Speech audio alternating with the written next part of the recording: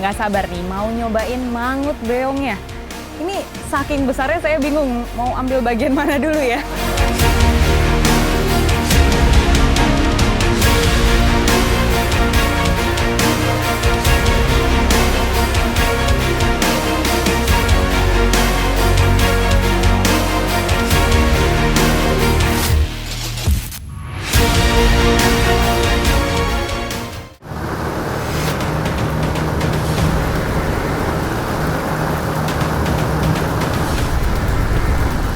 Kalimantan Timur selalu menarik untuk ditelusuri. Salah satunya tentu saja cerita di sepanjang aliran Sungai Mahakam. Mahakam Hulu merupakan kabupaten termuda yang ada di Kalimantan Timur. Dan panjangnya Sungai Mahakam ini akan mengantarkan saya menuju Kecamatan Long Pahangai. Di sana saya akan melanjutkan petualangan saya. Ikuti jejak saya, jejak petualang. Mahakam Ulu merupakan pemekaran dari Kabupaten Kutai Barat. Luas wilayahnya lebih dari 15.000 km persegi dan berada di sepanjang Sungai Mahakam bagian hulu. Nah, melewati sungai ini cukup banyak juga tantangannya, mulai dari riam, lalu ada belokan-belokan, bahkan ada juga kayu-kayu yang hanyut di sungai. Makanya motoris ini harus sangat fokus sekali melihat ke depan.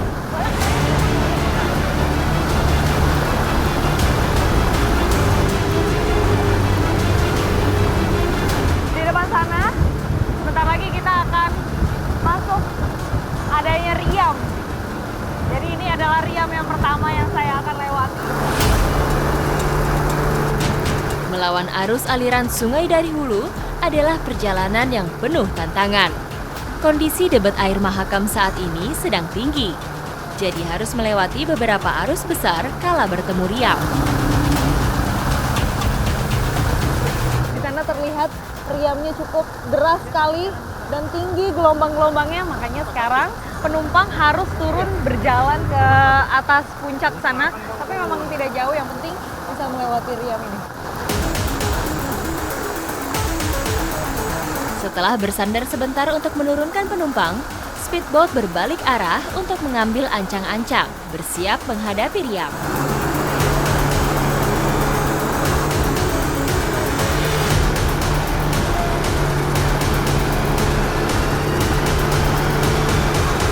Jadi itu adalah salah satu riam yang paling besar di sini, namanya Riam Udang. Katanya kalau surut di tengah-tengah situ tuh ada batu besar. Makanya motoris harus benar-benar hafal melewati jalan yang di sebelah mana.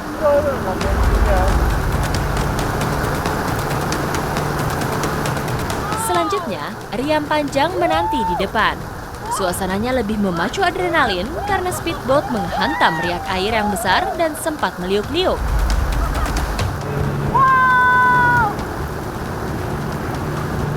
Ini cantik banget mesinnya di depan saya.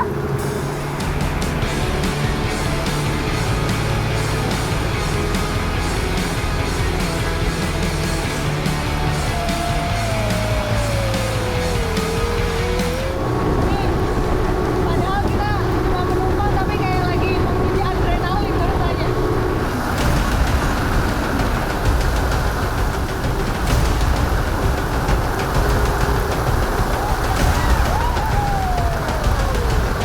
Luar biasa. Jadi kenapa disebut riam panjang? Karena ini riamnya itu sejauh 8 km dan dari tadi kita di ombak ambing terguncang seperti ini. Akhirnya sampai juga tim jejak petualang di dua kampung yang bertetangga, yaitu Long Tuyok dan Liu Mulang. 5 jam perjalanan sampai ke Long Pahangai.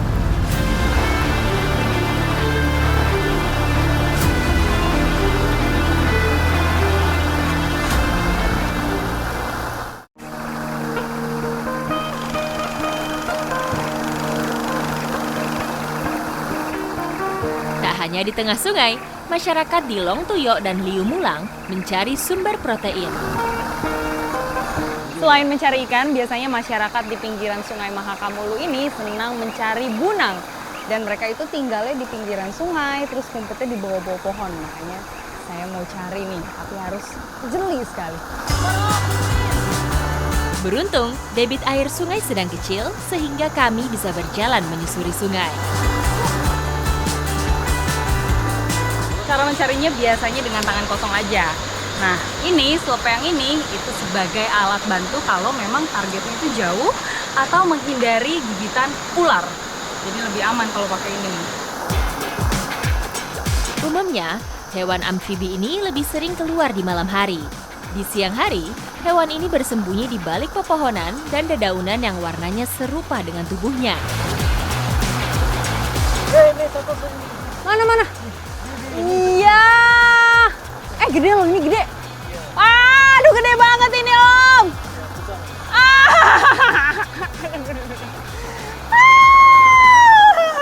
Ngeri lihat matanya ini.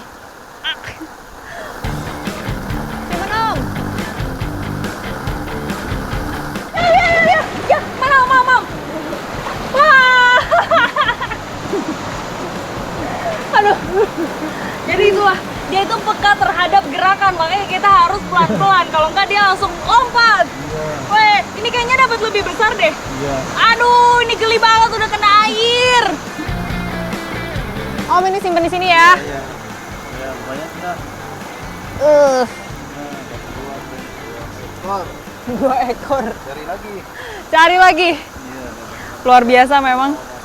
Om Lung sama Om Lukas insting berburunya itu keren banget. Ya, mana itu tadi? Om, ayo, Om. Hilang. Mana? Oh, itu. Wah! Dapat ini.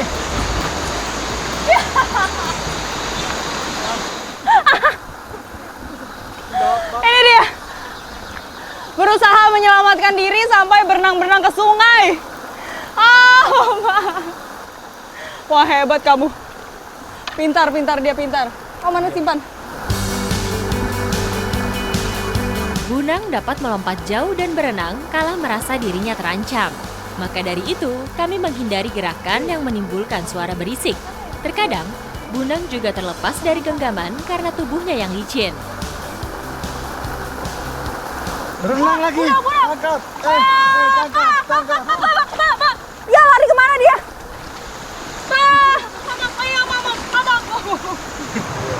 Nyaris saja lolos. Bunang tidak boleh lolos.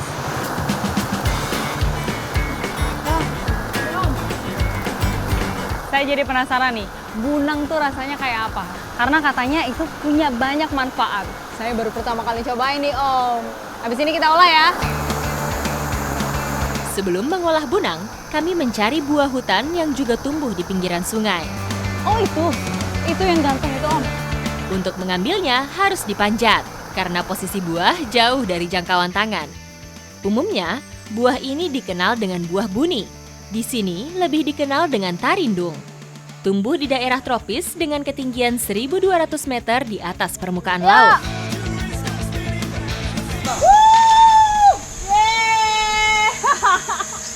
Ini dia buahnya. Masyarakat di sini memanfaatkannya sebagai campuran masakan karena rasanya yang asam. Saya cobain ya, Om.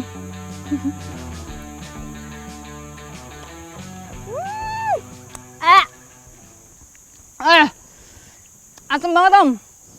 Luar biasa nih asamnya. Sebelum diolah, bunang tentunya sudah dibersihkan terlebih dulu. Bunang yang dikonsumsi hanyalah jenis bunang sungai. Bunang yang ada di depan saya ini mau dimasak bunang bakar guling. Lalu dipadukan dengan buah tarindung. Jadi mungkin rasanya nanti agak asam-asam gimana gitu.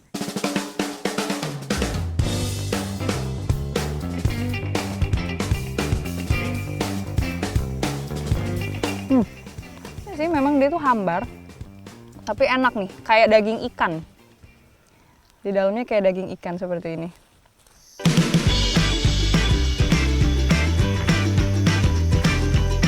Bunang ini menjadi salah satu makanan favorit Om Lung dan juga Om Lukas, iya nggak? Makanya kalau gitu habisin, Om. Jangan disisain pokoknya. Ikuti jejak saya, jejak petualang.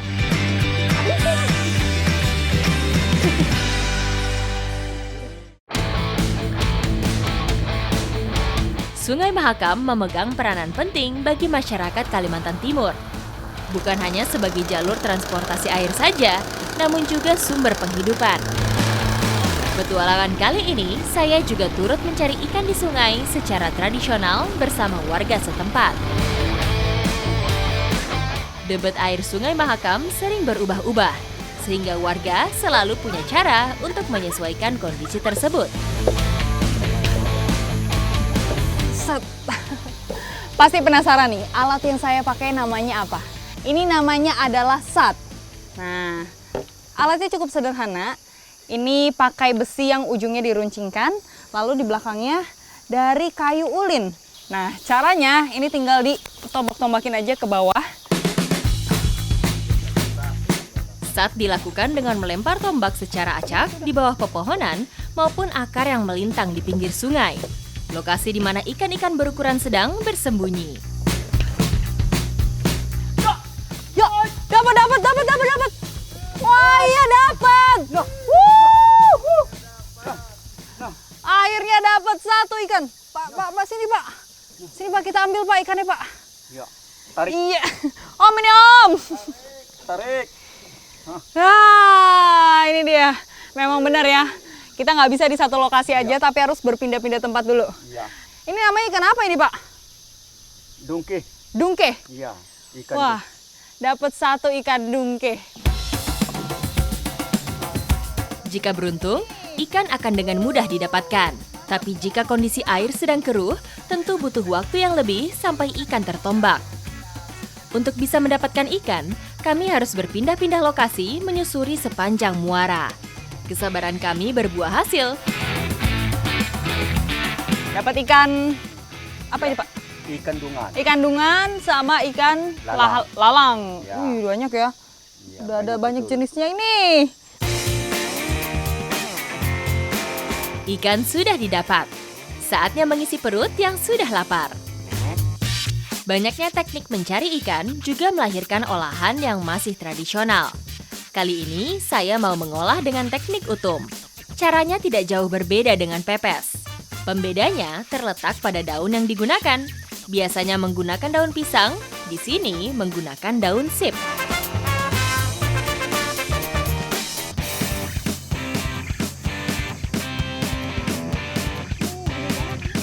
Nah, ini dia nih. Namanya daun sip. Dia cukup lebar ya, hampir nutupin setengah badan saya ini, Om. Dan dia agak susah dicari, harus masuk-masuk ke dalam hutan, walaupun emang dia ini tumbuh liar.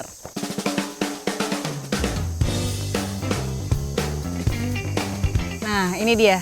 Sangat jelas perbedaannya. Kalau yang kecil ini itu masih muda. Nah, yang besar ini artinya sudah tua. Yang mantep banget kalau dibuat bungkus-bungkus ikan atau bungkus-bungkus makanan.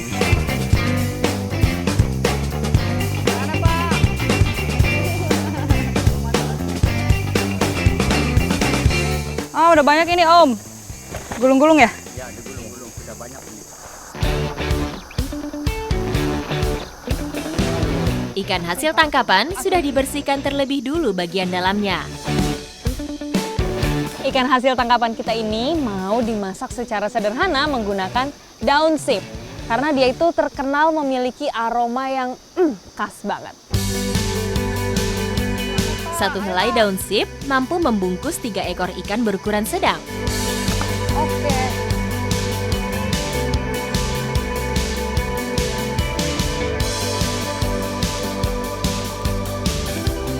Wih, udah jadi 3 bungkus. Bungkusan ini namanya utum. Nah, ini adalah salah satu cara paling praktis masyarakat kalau habis nyari ikan. Enak, tinggal dibungkus aja, terus bakar.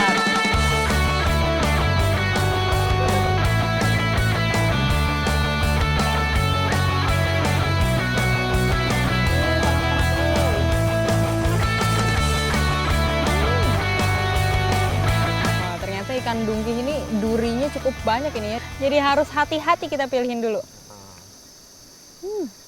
Beneran lembut.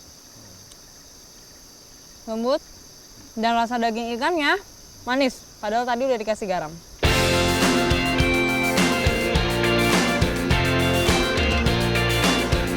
Semua rasa jenis ikan yang ada di sini tidak pernah mengecewakan. Apalagi kali ini kita masaknya dibungkus dengan daun sip. Jadi rasanya semakin sip. Ikuti jejak saya, jejak petualang. Dihabiskan.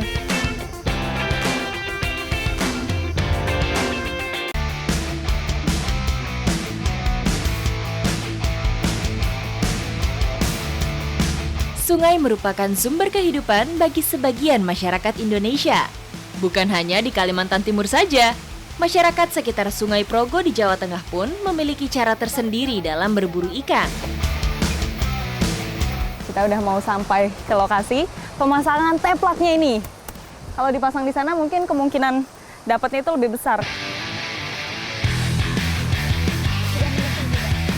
Nah, sebelum kita pasang ini teplak, harus dikasih umpan dulu ya. Iya. Dan umpannya itu memang menggunakan ini nih. Ini ya, Pak? Iya. Nih, iya. Keong. Karena dia memiliki aroma yang menyengat.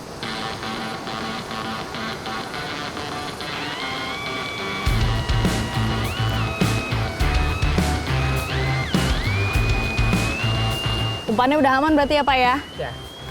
Dan cara kerja teplak ini mirip seperti bubu. Tapi uniknya, ini kan umpannya udah dimasukin ke dalam. Ketika ikannya masuk, dia makan umpannya, ini talinya bisa ketarik, lalu nanti ini tutupnya bisa menutup dengan sendirinya. Karena ketarik dari tali si umpan tadi. Untuk mencari keberadaan beong di habitat aslinya, ada beberapa cara ramah lingkungan. Supaya posisi teplak tetap aman, jadi kita harus kasih pemberat. Selain itu juga nanti ditaliin ke batu. Teplak merupakan alat tangkap ikan pasif. Jadi untuk mengetahui hasilnya harus ditinggal untuk beberapa waktu. Dari sini ya, Pak? Iya. Memang kalau mau pakai jala membutuhkan lokasi yang arusnya cukup deras. Iya.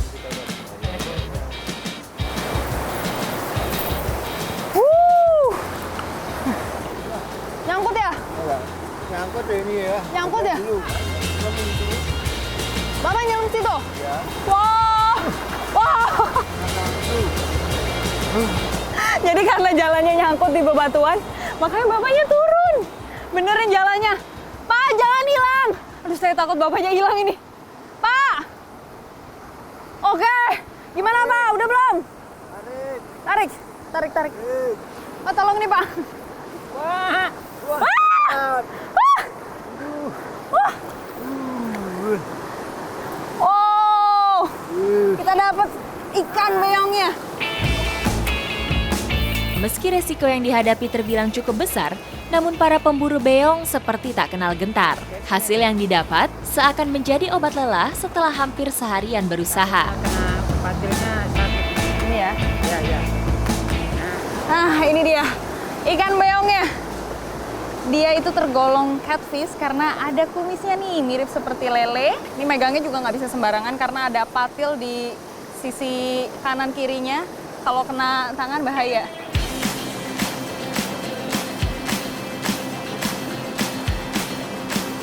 Yeay, saya sudah dapat 2. Dan beruntung sekali ini yang didapatkan ukurannya cukup besar. Ini kenyang ini ya, Pak. Makan 2 gini aja kayaknya.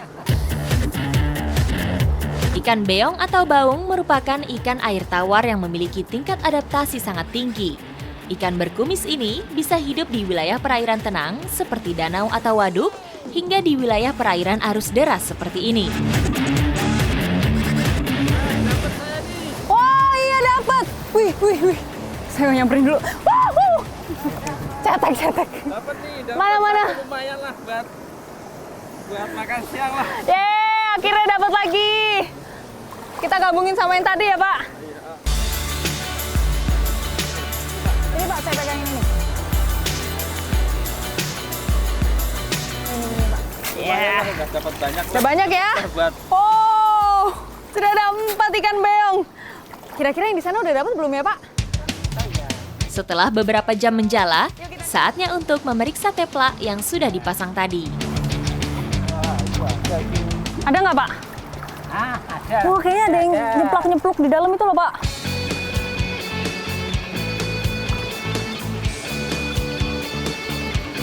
Mana Pak? Ada satu nih. Ada dua. Ada dua, serius? Iya. Wah, ada dua ternyata. Oh, dapatnya besar sekali. Oh iya. Itu berarti umpannya kemakan semua ya Pak? Iya.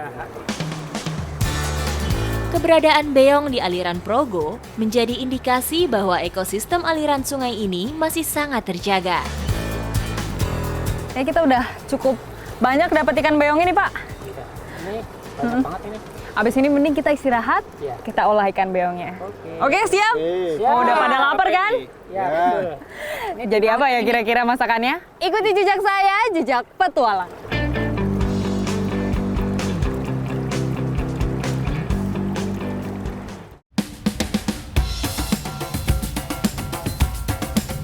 Bertualang ke suatu daerah tak lengkap rasanya kalau tidak menikmati kuliner khasnya yang unik. Ikan beong sudah dibersihkan dan sekarang mau dimasak mangut beong. Namun sebelumnya, ikan terlebih dahulu harus diasapi supaya dagingnya tidak hancur saat dimasak mangut. Oke, ikan beong sudah siap untuk diasepin. Tidak butuh waktu lama untuk mengasapi ikan beong. Cukup 15 menit, daging ikan sudah mengeras. Sudah matang ini. Udah matang, Pak. Udah tercium juga aromanya. Ini kalau diasapkan sih rasanya mantap. Berarti udah siap untuk dimangut ya Pak? Iya. Yuk, udah. kita angkat. Olahan mangut ikan merupakan salah satu olahan kuliner khas yang dimiliki daerah Jawa Tengah. Bumbu-bumbu yang sudah dihaluskan terlebih dulu ditumis hingga matang. Barulah ditambahkan air dan memasukkan beongnya. Iya ya Pak. Ini apinya besar sekali. Lumayan ngeri tapi cukup menghangatkan karena cuaca dingin.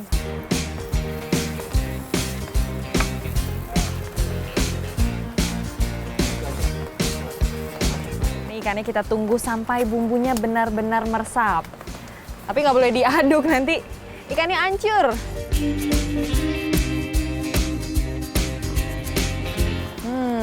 Ini sudah terlihat gelembung-gelembung, tandanya berarti matang Pak. Ini udah bisa kita santap ya Pak. Bumbu mangut dominan gurih pedas, dan rata-rata bahan utamanya adalah ikan. Saya udah nggak sabar nih mau nyobain mangut beongnya. Ini saking besarnya saya bingung mau ambil bagian mana dulu ya. Besar banget loh Pak. Nih dagingnya tebal banget. Sebesar ini loh.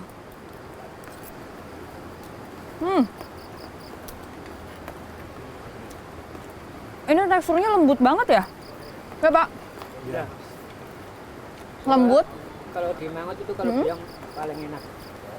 Beneran deh, ini ikan beong jadi makanan favorit di sini karena rasanya enak banget dan dagingnya pun empuk. Rasa mangut beong memang tak membohongi lidah. Wajar jika banyak pelancong datang dan singgah untuk mencicipi cita rasa uniknya.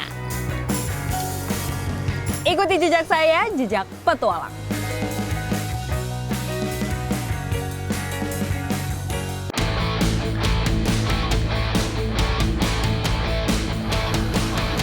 Kekayaan alam Magelang juga menawarkan petualangan adrenalin. Nih, kita sudah mulai mengarungi dan saya mau pemanasan dulu. Mulai dayung, mumpung arusnya belum terlalu deras.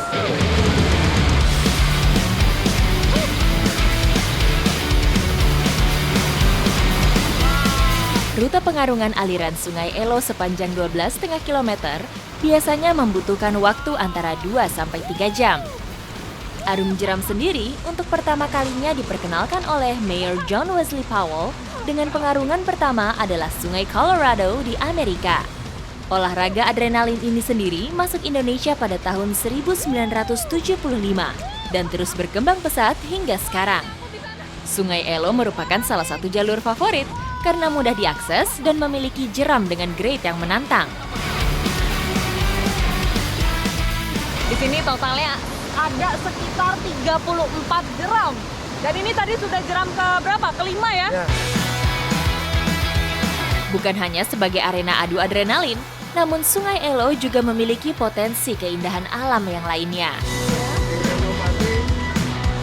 Ada salah satu daya pick up yang ada di ini nih, Sungai Elo. Itu di sana ada air terjun. Nah, saya mau ngintip dulu nih.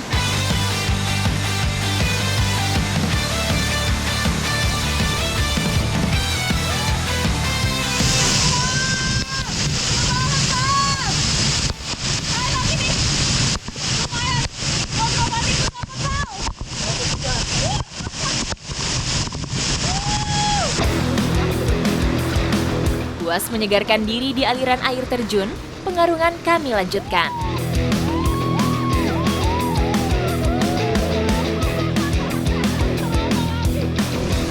Oke, sebentar lagi saya akan mengarungi jeram rodeo dan diajak duduk di depan. Gimana Pak? Oh gitu aja? Oke. Jatuhnya mulut ini. Oke. Jangan lupa disiram tutup mulut biar nggak cipratan air. Aman ya Pak? Aman.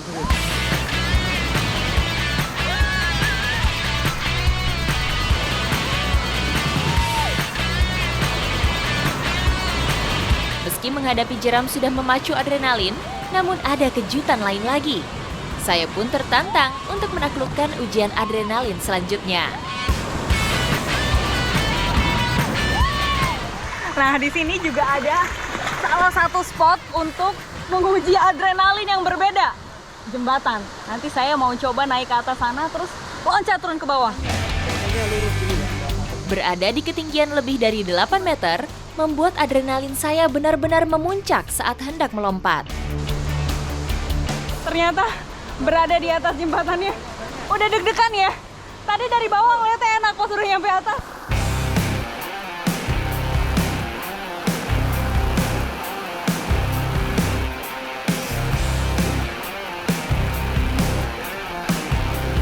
Aduh, ini saya semakin deg-degan ternyata berada di atas ini. Apalagi udah mau mulai lompat. Ikuti jejak saya, jejak petualang!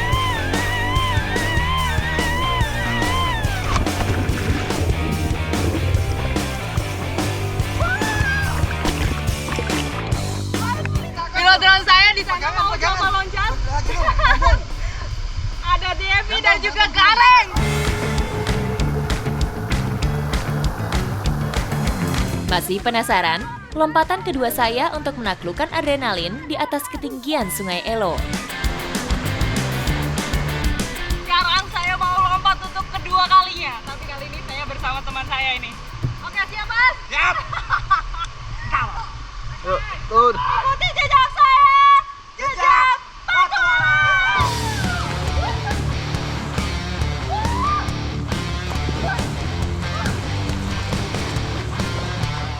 Yang kedua kali lebih berasa. Memiliki rataan grade 3 untuk tantangan jeramnya, Sungai Elo cukup menantang.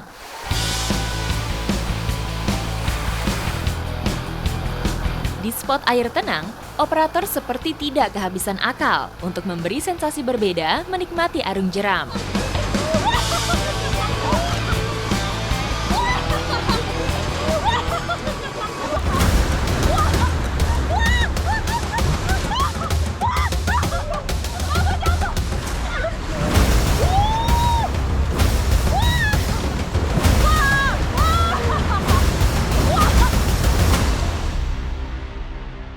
Jadi jeram yang terakhir untuk petualangan saya.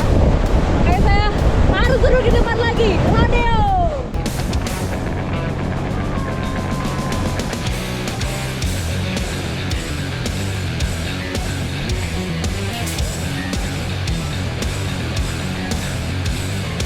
Tidak hanya bermain rafting, tapi saya juga bisa memacu adrenalin tadi. Ikuti jejak saya, jejak petualang.